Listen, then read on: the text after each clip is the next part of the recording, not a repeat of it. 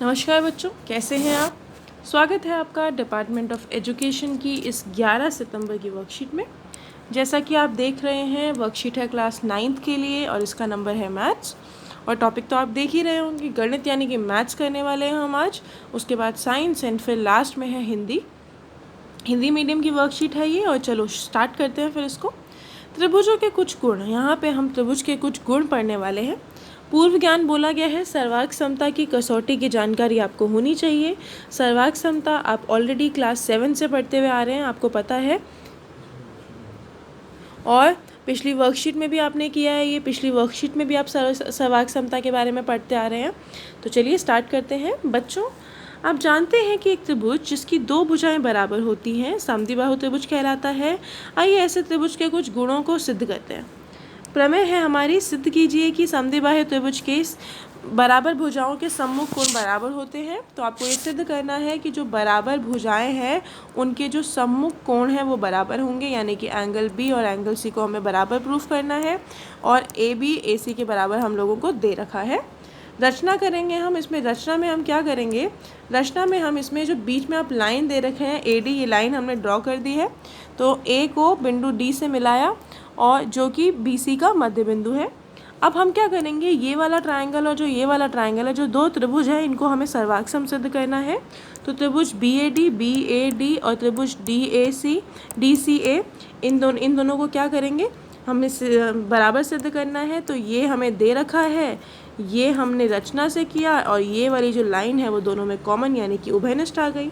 तो इस तरीके से त्रिभुज बी ए डी त्रिभुज सी ए डी के सर्वांग सम आ गया है। और इसका नियम है एस एस एस, आपको पता ही है, ये भी साइड ये भी साइड ये भी साइड, इसलिए इसका नियम है एस एस एस। ठीक है। इस प्रमेय का विलोम भी हम सिद्ध कर सकते हैं। विलोम में कुछ नहीं होगा, विलोम में उल्टा दे रखा होगा, कोण दे रखे होंगे बराबर, आपको भुजाओं को बराबर सिद्ध करना होगा। सेम इन्हीं दोनों ट्रायंगल्स को लेंगे, जो दे रखा है वो लिखेंगे, जो नहीं दे रखा है उसको निकाल लेंगे।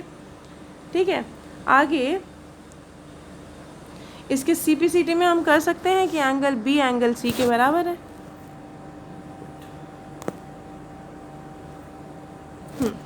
इसके सीपीसीटी में हम कर सकते हैं कि जो दोनों एंगल्स हैं वो दोनों एंगल्स बराबर हैं, सिद्ध हो गया। एक समबाहु त्रिभुज के सभी कोण बराबर होते हैं, आपको पता है समबाहु त्रिभुज के सब कोण बराबर होते हैं। इसका विलोम भी हम सिद्ध कर सकते हैं कि सभी कोण बराबर हैं तो भुजाएं बराबर होंगी। तो चलिए दूसरा देखते हैं। प्रश्न है, आकृति में ए बी सी एक समद्विबाहु त्रिभुज है जिसमें ए बी बराबर दे रखा है ए सी के। भुजा बी सी पर दो बिंदु हैं डी और ई, इस तरह से दिए हुए हैं कि जो बी ई है यहाँ से यहाँ तक वो बराबर है सी डी की, वो यहाँ से यहाँ तक के बराबर है। हमें सिद्ध करना है कि जो ए डी है, ये वाली लाइन जो है वो ए ई के बराबर है, इस लाइन के बराबर है। तो हमने कुछ नहीं किया, हमने इसमें दो ट्रायंगल ले लिए। एक ले लिया ए बी डी, ये वाला ट्रायंगल, और एक ये वाला त्रिभुज ले लिया। और इन दोनों को क्या कर दिया, हमने सर्वांग सम सिद्ध कर दिया। ये हम लोगों को पता था कि ये दोनों बराबर हैं। एंगल सी एंगल बी के बराबर है, ये भी हम लोगों को पता था क्योंकि बराबर भुजाओं के सम्मुख कोण बराबर होते हैं। और बी और सी तो हमें बराबर दे ही रखा था, इसमें से ये दोनों में से माइनस कर देंगे तो ये आ गया। तो हमारा 1 2 3 से क्या हो गया, ऐसे एस नियम के द्वारा ये सिद्ध हो गया। और अगर ये सिद्ध हो गया तो हमें पता है सर्वांग सम त्रिभुजों की सम्मुख भुजाएं बराबर होती हैं और इसलिए सीपीसीटी से एडी ए के बराबर हो जाएगा। तो हमने आज की वर्कशीट ये पूरी कर ली है। इसमें बेस्ड कुछ क्वेश्चंस हैं, चलो उन क्वेश्चंस को भी कर लेते हैं। दर्शाइए कि किसी समबाहु त्रिभुज का प्रत्येक कोण 60 डिग्री का होता है। आपको दर्शाना है कि समबाहु त्रिभुज का प्रत्येक कोण 60 डिग्री का होता है। तो ये फर्स्ट क्वेश्चन है। हमने मान लिया एंगल सबको x मान लिया, प्रत्येक कोण x। अब आपको पता है एंगल सम प्रॉपर्टी होती है, त्रिभुज के तीनों कोणों का योग 180 डिग्री होता है। तो x 3x बराबर में 180, तो x का मान हो गया 180/3 यानी कि 60 डिग्री। दूसरा क्वेश्चन दे रखा है हम लोगों को, ए बी सी एक समद्विबाहु त्रिभुज है जिसमें बराबर भुजाएं ए बी और ए सी शीर्षलंब बी और सी एफ खींचे गए हैं। दर्शाइए कि शीर्षलंब बराबर है। तो ये रहे हमारा ए बी आइसोसेलेस समबाहु त्रिभुज हम लोग को दे रखा है। ए बी साइड इसके बराबर दे रखी है, ये भी पता है हमें सिद्ध करना है कि जो दोनों शीर्षलंब है वो आपस में बराबर हैं। तो बी सी ई और सी ई एफ में हम गए, ये नीचे वाले इनमें दो ट्रायंगल्स में गए हम। उसके बाद हमने क्या किया, एफ बराबर है ई के, 90 डिग्री बनेगा दोनों के दोनों, बी सी दोनों में कॉमन आ जाएगा, और एक RHS रूल होता है बेटा, तो RHS रूल से क्या हो जाएगा हमारा ये वाला ट्रायंगल इस वाले ट्रायंगल के बराबर सिद्ध हो गया। तीसरी चीज़ यहाँ पे बेटा ये वाली है, बी और सी यहाँ लिखा नहीं, आप लिख सकते हैं एंगल बी बराबर में एंगल सी हो गया। तो CPCT से हमने BECF के हम इसको बराबर लिख सकते हैं। तीसरा क्वेश्चन है त्रिभुज ABC की बराबर भुजाएं ABAC के मध्य बिंदु E और F है, तो हमें दर्शाना है कि BF CE के बराबर है। देखो आपको दिख रहा होगा वो सेम ट्रायंगल बना हुआ है। हमें क्या करना है, हमने क्या किया, AB और AC दोनों बराबर हैं तो इनका आधा भी बराबर होगा, तो इनका आधा क्या हो गया, इनका आधा हो गया AE और AF, ये हो गया ये हमारा समीकरण नंबर 1। फिर ABF हम ऊपर वाले ट्रायंगल में गए, ये वाला ट्रायंगल और ये वाला ट्रायंगल, ABF और ACF में गए हमने दोनों को सर्वाक्षम सिद्ध किया, जो भी चीज़ें हमें दे रखी थी उसके माध्यम से, और इस तरीके से ABF ACF के बराबर हो गया, सर्वाक्षम हो गया, और CPCT में हम लिख सकते हैं कि जो BF है वो CE के बराबर है। तो इस तरीके से हमने तीनों क्वेश्चंस कर लिए। इसको आप पॉज कर लीजिए और उतार लीजिए तीनों के तीनों क्वेश्चंस को। कोई डाउट होता है तो नीचे कमेंट करके पूछ लीजिए।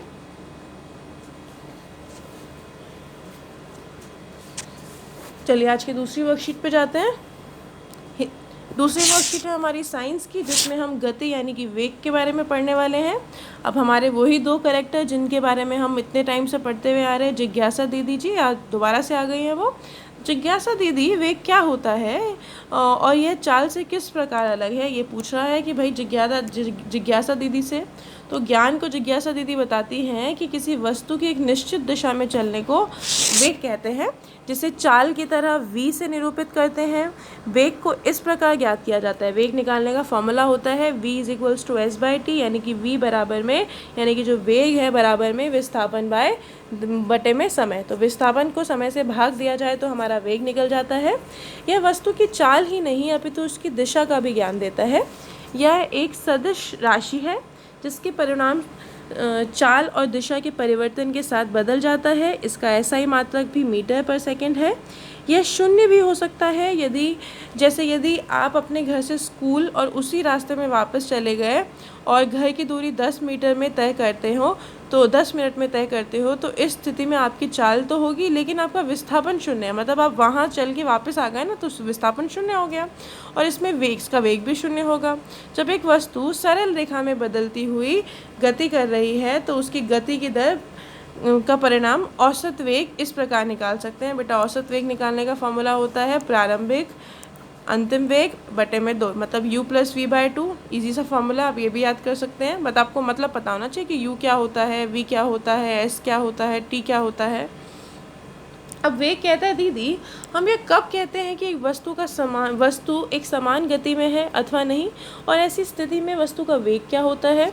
तो जिज्ञासा दीदी समझाती हैं वेग को कि यदि एक वस्तु सीधी रेखा में गति करते हुए समान दूरी समान वेग में समय पूरा करती है तो उसकी गति एक समान गति कहलाती है। ठीक है, ऐसी स्थिति में वस्तु का वेग भी एक समान रहता है, मतलब सेम रहता है।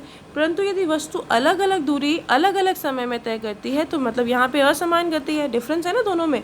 ऐसी स्थिति में उसका वेग भी असमान रहता है। अगर सेम है तो एक समान गति, अगर डिफरेंट है तो असमान गति। ठीक है, यह दो प्रकार के विभाजित, इसको दो तरह से हम बता सकते हैं। एक होता है त्वरण गति और एक होती है मंदन गति। त्वरण गति क्या होती है बेटा, एक गति में वस्तु का वेग समय के साथ लगातार बढ़ता रहता है, कंटिन्यूसली बढ़ता रहता है। और मंदन गति में क्या होता है, ये कंटिन्यूसली घटता रहता है, समय के साथ साथ वेग कम होता रहता है। अभी उदाहरण है हमारे पास, ये देख साइकिल सवार बिंदु A से B के बीच में 40 मीटर लंबा सीधे पथ पर A से B पर जाकर बिंदु A पर आने में 40 सेकंड का समय लेता है। उसकी चाल और वेग निकालनी है। कुल विस्थापन देखो कैसे निकलेगा, यहाँ से यहाँ तक गया, कुल विस्थापन निकालना है आपको। तो हमारे पास चाल का समय, पहले तो कुल दूरी निकालेंगे बेटा, वो 40 यहाँ गया और फिर उसके बाद वापस भी आया, तो कुल दूरी होगी 40 × 40 80। कुल समय कितना हो गया 40 सेकेंड दे रखा था आप लोगों को। आप चाल निकाल सकते हैं दूरी बाय समय दूरी बटे में समय, तो ये 80 बटे में समय निकल गया, 2 मीटर पर सेकंड आ गया। वेग निकालने का भी फॉर्मूला आपको पता है, विस्थापन बाय समय। अब विस्थापन तो कुछ नहीं हुआ ना, सेम रास्ते में गया, सेम रास्ते से वापस आ गया, तो वो 0 हो गया, ऊपर हमने पढ़ा था। और समय तो भाई उसको 40 सेकेंड ही लगा है, तो 0 बटे में 40 यानी कि 0 मीटर पर सेकेंड। आशा करती हूँ आपको समझ आया होगा। इस पर कुछ बेस्ड क्वेश्चंस हैं, कुछ प्रश्न दिए गए हैं, वो भी देख लेते हैं। पहला प्रश्न है, वेग या चाल में अंतर स्पष्ट करिए। तो वेग किसी निश्चित दिशा में वस्तु द्वारा समय की इकाई में तय की गई दूरी होती है। चाल अदिश राशि होती है और वेग सदिश राशि होती है। चाल को दूरी प्रति समय के अनुसार मापा जाता है और वेग को विस्थापन प्रति समय के अनुसार मापा जाता है।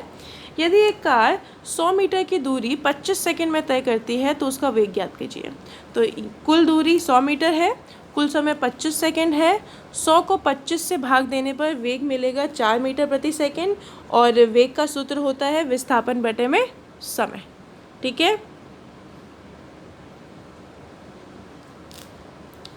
यदि एक मोटरसाइकिल खाली हाईवे पर एक निश्चित वेग में चल रही है तो किस प्रकार की गति का उदाहरण है? त्वरण गति। मैंने बताया था अगर सेम है तो त्वरण गति है, और अगर असमान है तो उसको हम मंदन गति कहेंगे। तो ये हमने पढ़ लिया है। इसी के साथ हमारी साइंस की वर्कशीट भी ख़त्म होती है। आगे हम करने वाले हैं हिंदी। चलिए देखते हैं हिंदी को भी।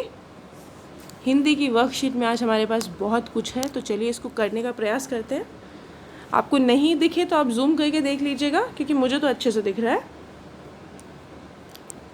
आज हम पढ़ने वाले हैं संधि। समाज में जब किसी वस्तु, विचार आदि का मेल होता है तो एक नया रूप सामने आता है। भाषा में भी अपनी सुविधा के लिए वर्णों, शब्दों और वाक्यों का मेल योग किया जाता है। व्याकरण में जब दो शब्द आपस में मिलते हैं तो आसपास के वर्ण मिलकर एक नया वर्ण बना लेते हैं। इस विधि को संधि कहा जाता है। एक मूल रूप से संस्कृत की इनका हिंदी में आया है। संधि और विच्छेद के बारे में पिछले भाग में विस्तार से हम पढ़ चुके हैं। पहले भेद स्वर संधि को पढ़ चुके हैं, उसके भेद व्यंजन संधि का परिचय दिया गया है। व्यंजन विच्छेद के पहले पद में अंतिम वर्ण में सदा हलंक लगा होता है, जिससे एक स्वरहीन भी हो जाता है। दूसरे पद का पहला वर्ण स्वर या व्यंजन कुछ भी हो सकता है, अर्थात व्यंजन जमा व्यंजन बटे में, या व्यंजन जमा व्यंजन या फिर व्यंजन जमा स्वर। ठीक है। तो व्यंजन संधि क्या होती है? व्यंजन से स्वर अथवा व्यंजन के मेल से उत्पन्न परिवर्तन या विकार को व्यंजन संधि कहते हैं। इसके कुछ नियम होते हैं। सबसे पहले अगर म के बाद कोई व्यंजन आए तो म का अनुस्वार हो जाता है, या बाद वाले वर्ण में पंचम वर्ण में भी बदल सकते हैं, जैसे कि अहंकार। जब भी ऐसा है कि भाई म, आप देख रहे हैं लास्ट में क्या बोला है, म ऐसा लगा होगा, तो ये हट के क्या हो जाता है, वो बन जाता है आधा न, अहंकार, पंचम वर्ण लग जाता है उसमें। ऐसे ही सम गम, तो ये क्या हो जाएगा, इस म का बन जाता है आधा न, तो ये हो जाता है सन गम। अगला है, यदि त द के बाद ल रहे तो त ल में बदल जाता है, और न के बाद ल रहे तो न को अनुनासिक के बाद ल हो जाता है, जैसे कि उत जमा लास। अब आपको दिख रहा है ये त के बाद ल आया तो ये क्या हो जाएगा, ये ल में बदल जाएगा, तो ये हो गया उल्लास। महान लाभ, महान लाभ। ठीक है। तो आपको याद क्या रखना है, ये याद रखने वाली चीज़ें हैं। फिर है, किसी वर्ण का पहला किसी वर्ग का पहला वर्ण क, च, ट, त, प का मेल किसी स्वर या वर्ग के तीसरे चौथे वर्ण या र, ल, व में से किसी वर्ण से हो तो वर्ग का पहला वर्ण स्वयं ही तीसरे वर्ण में परिवर्तन हो जाता है, जैसे कि दिक गज। अब देखो मैं समझाती हूँ क्या है। ये दिक दिखा है आपको, जमा गज। तो इसमें क्या बोला है उन्होंने, अगर क, च, ट, प ये सब रहें तो ये क्या हो जाएगा, मेल हो जाएगा, इसका मेल हो जाएगा थर्ड वाले के साथ, तो ये हो जाएगा दिग्गज। ठीक है। षट्रिप, षडिप, जगतीश, जगतीश। चौथा है, यदि क, च, ट, प, त के बाद न या म आए तो अपने वर्ण के पंचम वर्ण में बदल जाते हैं, जैसे कि वाक्मय। अब देखो क के बाद 5वें नंबर पे क्या आता है, ड, तो ये हो जाएगा वाड़ में। अप माँ, अप मैं। अब प के बाद देखो 5, य र ल व म, 5वां म होता है तो ये हो गया। जैसे इस तरीके 5वें वर्ण में चेंज हो जाता है।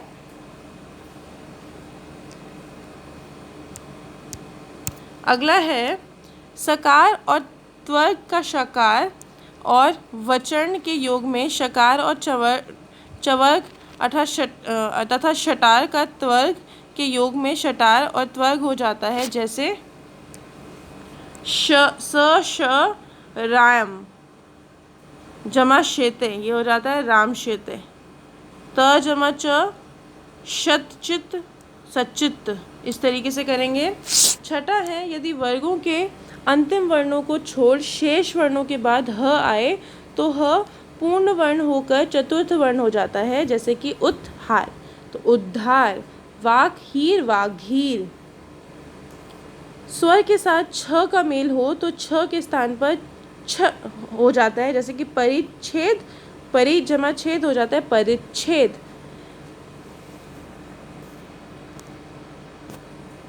फिर है त या द का मेल च या छ से होने पर त या द का स्थान च हो जाता है। जैसे कि जगत जमा छाया जग छाया, उत जमा चरण उच्चरण।